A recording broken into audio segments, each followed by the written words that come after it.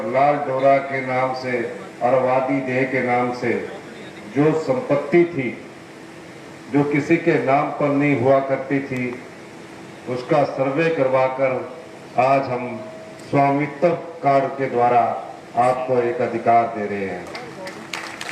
20 महीने पहले जब हमारी सरकार बनी, उस समय जब हमने राजस्व विभाग की बैठक ली तो कई त्रुटियां हमारे सामने आई। हमने पहली बार 1954 के लैंड रेवेन्यू एक्ट को जितने 20 से अधिक सेक्शन थे उनको हमने परिवर्तन करने का निर्णय लिया, जिसके सहयोग से आज जो राजस्व में बदलाव आ रहा है वो सब उन सेक्शंस में थे जिनका हमने बदलाव किया है। मुझे खुशी है, पिछले दिनों जब मैं राजस्व विभाग की बैठक ले रहा था तो पता लगा कि पिछले 6 महीने में तकरीबन जिनकी रजिस्ट्रियां हो चुकी थी 1,57,000 के करीब इंतकाल हो चुके हैं। ये सब हमारी सरकार द्वारा 20 महीने में जो राजस्व कानूनों में बदलाव लाया गया उसके माध्यम से ये सुनिश्चित हो चुका है।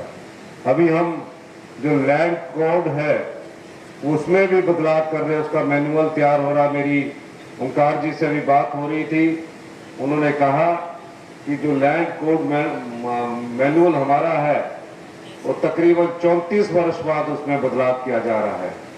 ये सारा परिवर्तन आम लोगों को राजस्व में कोई तकलीफ ना हो, पटवारी के बार बार चक्कर ना काटने पड़े, इस दृष्टि से हमारी सरकार कर रही है। मैं आपको आश्वासन देना चाहता हूं कि राजस्व में अभी बहुत अधिक बदलाव करने की जरूरत है, चाहे वो डिमार्केशन से संबंधित है, चाहे वो पार्टीशन के से संबंधित है। हमने अब पार्टीशन का भी समय निर्धारित किया है। पार्टीशन के बारे में एक कहावत थी कि अगर पार्टीशन होना है तो वो दादा के समय शुरू होता है और पोते के समय भी खत्म नहीं होता। हमारी व्यक्तिगत रुचि से पार्टीशन के कई केसेस ऐसे थे जो 20-25 वर्षों से चले हुए थे, लेकिन जैसे ही हमने राजस्व कानूनों में बदलाव किया, उन पार्टीशंस का तुरंत प्रभाव से अमल में दिखना शुरू हुआ और आज मुझे खुशी है कि हम इस दृष्टि से भी बहुत आगे बढ़ रहे हैं। आने वाले समय में डिमार्केशन की डेट क्या होगी, पार्टीशन की क्या डेट होगी। पार्टीशन की तो डेट हमने तय कर दी है कि डिविजनल कमिश्नर कोर्ट में इतने दिन रहेंगे, डीसी के पास इतने दिन रहेगा, वो सब हमने नियम तय कर दिए हैं। पहले उसमें कोई नियम नहीं होते थे, फैसला सदियों लग जाती थी, लेकिन अब निर्धारित कर दिया है कि इतने समय के अंदर आपको फैसला करना होगा। इस ढंग से हमारी सरकार आप लोगों को सुविधा प्रदान करने की कोशिश कर रही है। मैं ये भी कहना चाहता हूं, पिछले 20 महीनों में केवल राजस्व विभाग नहीं है, सभी विभागों में हम परिवर्तन करने जा रहे हैं। और किस प्रकार हिमाचल आत्मनिर्भर बने, हमारे परिवर्तन इस दिशा से को इंगित करते हैं कि अगर हमें अपने पांव पर खड़ा होना है तो हमें कुछ परिवर्तन और कुछ कड़े फैसले लेने पड़ेंगे। इस दृष्टि से पिछले दिनों आपने देखा, जो साधन संपन्न लोग हैं, जो 5-5 लाख रुपया इनकम टैक्स देते हैं, जो 2-2 लाख रुपया इनकम टैक्स देते हैं, उनका बिजली का बिल भी 0 कर दिया गया। यानी कि जो इनकम टैक्स देने वाले लोग हैं, साधन संपन्न लोगों को भी बिजली का बिल जो है वो 0 आता है। हमने कहा कि साधन संपन्न लोग जो इनकम टैक्स पेई है, चाहे उसमें नेता है, चाहे उसमें अधिकारी है, और जो भी इनकम टैक्स पे करता है उसको बिजली का बिल प्रति यूनिट के हिसाब से लगना चाहिए, क्योंकि वो देने की क्षमता रखता है। जो गरीब है, जिसके पास साधन बहुत कम है, जो गांव में रहने वाला आम आदमी है, उसके लिए हमने कहा कि इस योजना के अंतर्गत उसे भी हम लाने की कोशिश कर रहे हैं। लेकिन कितना बिजली का बिल वो देना चाहता है, उस संदर्भ में हमारी आने वाले समय में नीति बनाने की कोशिश हमारी इस और आगे है। लेकिन जो जिसकी इनकम 50,000 रुपए से कम है, उसको हम जीरो बिजली के बिल के दायरे में लाने के बारे में हमारी सरकार कटिबद्ध है। और मैं ये चाहूंगा कि जो साधन संपन्न लोग हैं, जो बिजली का बिल देना चाहते हैं, वो स्वयं भी आगे आए ताकि प्रदेश आत्मनिर्भरता की ओर आगे बढ़े। ऐसे ऐसे उदाहरण मिलते हैं कि बड़े बड़े होटल हैं जिनका टर्नओवर 40 करोड़ 50 करोड़ है, 100 कमरे हैं, उनको भी हम बिजली में 1 रुपए की सब्सिडी देते हैं। जब वो फायदा कमा रहे हैं, चाहे वो बड़े होटल कोई भी हो पूरे प्रदेश में हो, क्योंकि 60% जो बड़े होटल है वो हमारे ग्रामीण क्षेत्रों में बनते जा रहे हैं, उनको जो सब्सिडी दी जा रही है, हम अपना गला काट कर बड़े बड़े होटलों को अगर हम आगे बढ़ाने की कोशिश करते हैं, वो एक हमारा प्रयास था। लेकिन जब वो खुद सामर्थ हो चुके हैं, लाभ कमा रहे हैं, तो उन्हें भी सरकार की जो बिजली की सब्सिडी है उन्हें खुद ही स्वयं से त्याग कर देना चाहिए, ताकि जो बिजली हम आपको दे रहे हैं वो 24 घंटे रहे और उसकी क्वालिटी में अच्छा, उसकी क्वालिटी अच्छी रहे। ये प्रयास हमारा सरकार का आगे है, क्योंकि जब क्वालिटी अच्छी होगी तो लाइट बंद नहीं होगी, आपकी क्वालिटी में फुल लाइट आएगी और आप अच्छी तरह से अपने व्यापार को चला सकते हैं। लेकिन मेरे ध्यान में कई ऐसी चीजें आई है जहां हम सब्सिडी की जरूरत नहीं है, लेकिन पिछले 40 साल से वो सब्सिडी ले रहे हैं। अब उनका व्यापार काफी फल फूल गया है। मैं उनसे भी अनुरोध करूंगा, प्रदेश की स्थिति को देखते हुए आप खुद ब खुद इस बिजली का सब्सिडी का त्याग करें, मेरा ये मानना है।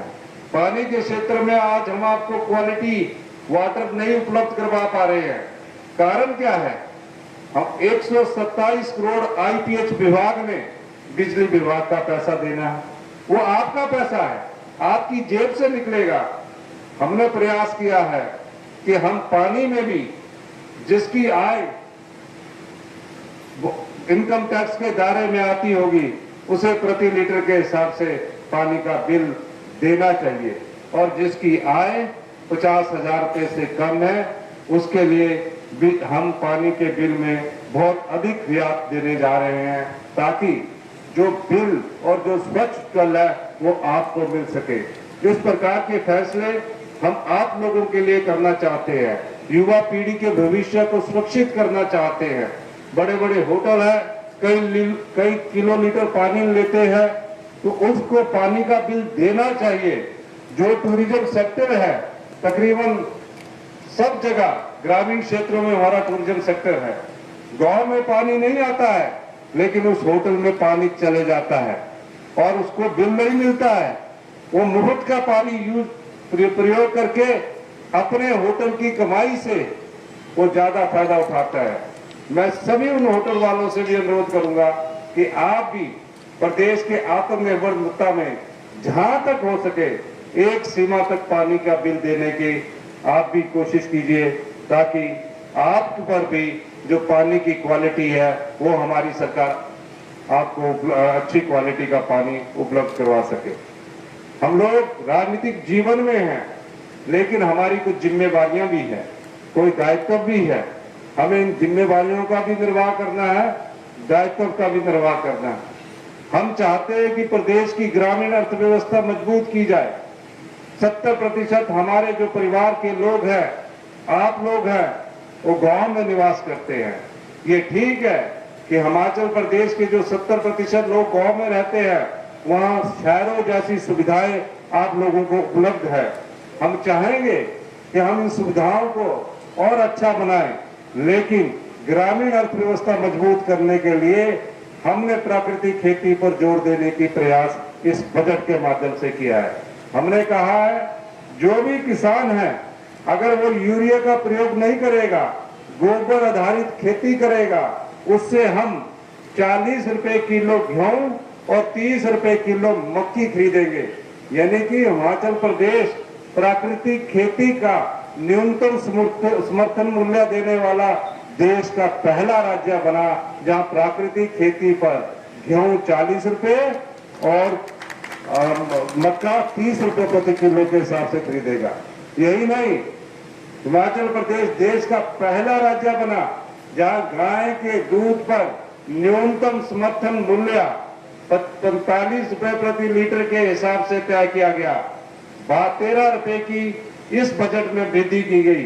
32 रुपए से बढ़ाकर मिल्क फेडरेशन 45 रुपए किलो के हिसाब से गाय का दूध प्रति लीटर के हिसाब से गाय का दूध खरीद रही है और भैंस के दूध का मूल्य 47 रुपए से बढ़ाकर 55 रुपए किया गया, ताकि गांव का किसान जो पशु आधारित जीवन यापन करता है उसके हाथ में भी पैसा जाए। इस दृष्टि से भी हमारी सरकार कार्य कर रही है। और इस दूध की जो प्रोसेसिंग होनी है उसके लिए हमने धर्मशाला के ढगवार में 250 करोड़ रुपए की जो दुग्ध परियोजना का शिलान्यास अभी जल्दी हम करने जा रहे हैं, ताकि जितना जो दूध होगा उसकी प्रोसेसिंग की जाए, उस दूध का पाउडर बने, मक्खन बने।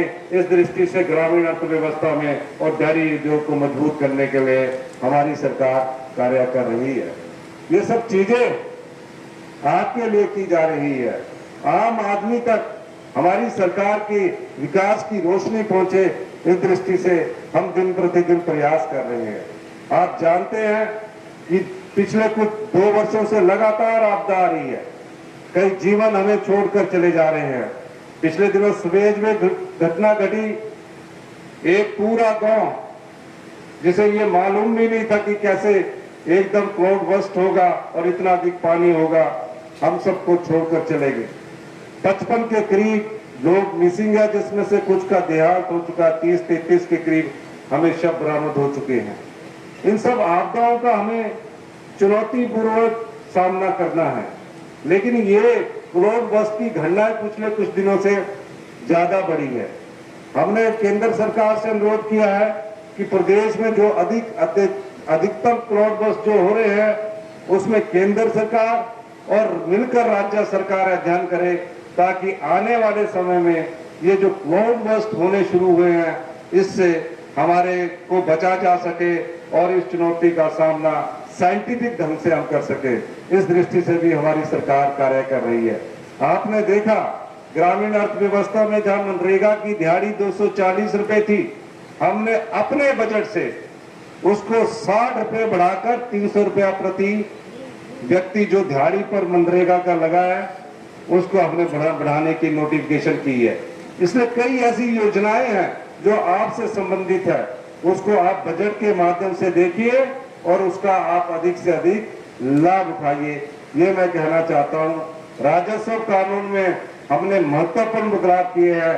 आने वाले समय में हम डिमार्केशन का समय भी तय करने जा रहे हैं और जो पार्टीशन के केसेस है उसको भी जल्दी से जल्दी हम सॉल्व करने की प्रयास कर रहे हैं।